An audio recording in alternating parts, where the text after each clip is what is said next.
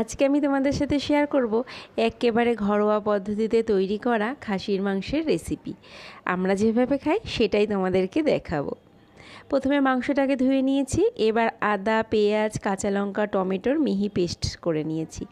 কড়াইতে তেল দিয়ে আলু ভেজে নিয়েছি, সেটা না দেখাতে একেবারে ভুলে গেছি। আলু ভাজা হয়ে গেলে তাতে জিরে, তেজপাতা, শুকনো লঙ্কা ফোড়ন দিয়ে তাতে কুচানো পেঁয়াজ দিয়ে দিয়েছি। পেঁয়াজটা মোটামুটি ভাজা হয়ে গেলে এর মধ্যে অ্যাড করে দেবো বাটা মশলাটা।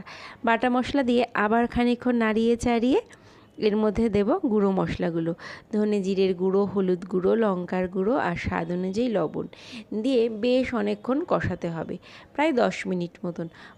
মশলাটা কষানো হয়ে গেলে যখন দেখব তেলটা বেরিয়ে আসছে, ঠিক সেই মুহূর্তে অ্যাড করে দেব খাসির মাংসটা, দিয়ে আবারও ভালো করে নাড়তে হবে। এই নাড়াটাই কিন্তু আসল। যত ভালো মাংসটা কষবে তত তার স্বাদ বেরিয়ে আসবে।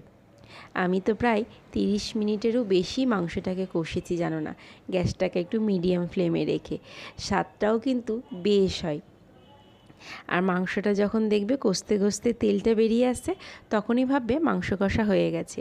সেই মুহূর্তে কিন্তু নিজের জন্য অবশ্যই 1 পিস রেখে দেবে। ভালো লাগে না বলো কষা মাংস খেতে? যাই হোক, মাংস কষা হয়ে গেলে ওটা প্রেশার কুকারে ট্রান্সফার করে দিয়ে একটু জল দিয়ে 4টে সিটি মেরে নেবে প্রেশার কুকারে। ব্যাস, মাংসটা নরম হয়ে যাবে। এবার আলু দিয়ে আবারও খানিকক্ষণ একটু ফুটিয়ে নেবে। এটা কিন্তু কড়াইতে বেশ ভালো মতন করে ফোটাবে। আর নামানোর আগে গরম মশলার গুঁড়ো দিলেই রেডি হয়ে যাবে খাসির মাংসের এই রেসিপি।